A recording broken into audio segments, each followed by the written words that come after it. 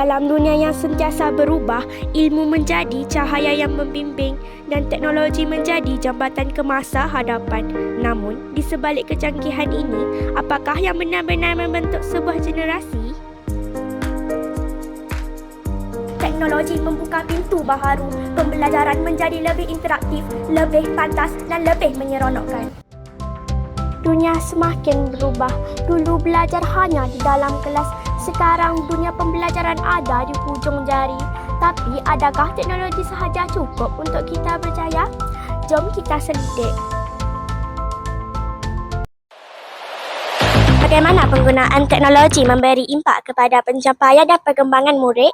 Okey, teknologi membantu murid untuk belajar secara lebih fleksibel dan juga interaktif. Ia bukan sahaja meningkatkan kefahaman, malah dia membina kemahiran abad ke-21 seperti pemikiran kritis dan juga kreatif. Apakah cabaran utama dalam pelaksanaan pendidikan berasaskan teknologi? Okey, antara cabarannya ialah akses kepada kemudahan, tahap kemahiran digital guru dan juga murid serta memastikan penggunaan teknologi tidak disalahgunakan. Oleh itu, bimbingan berterusan amat penting dan juga digalakkan. Apakah harapan pihak PPD terhadap generasi masa hadapan dalam era digital ini? Kami berharap generasi akan datang bukan sahaja celik teknologi tetapi juga mempunyai jati diri yang kukuh, berakhlak mulia dan mampu bersaing di peringkat global. Teknologi boleh membuka peluang tetapi ilmu di hati menentukan arah kejayaan.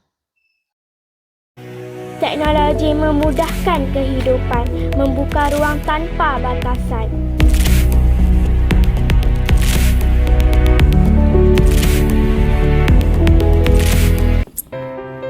Namun dalam kegairahan teknologi, kita terlupa sesuatu di sebalik kemajuan ini. Satu persoalan timbul. Adakah teknologi semata-mata cukup untuk membentuk generasi cemerlang?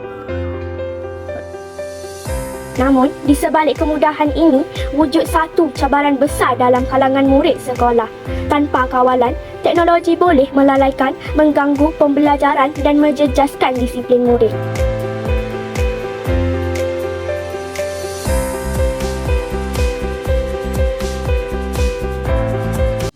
Penyalahgunaan internet seperti buli cyber, penyebaran maklumat palsu dan ketagihan permainan dalam talian boleh memberi kesan negatif kepada diri dan orang lain. Suruhanjaya Komunikasi dan Multimedia Malaysia MCMC melancarkan kempen internet selamat untuk melindungi pelajar daripada menjadi mangsa penjenayah cyber. Di sekolah, guru memainkan peranan penting dalam membimbing murid menggunakan teknologi secara berhemah. Cikgu, apakah kepentingan pembelajaran digital? Era digital masa kini, pembelajaran bukan sahaja lagi terhad dalam bilik gajah sahaja.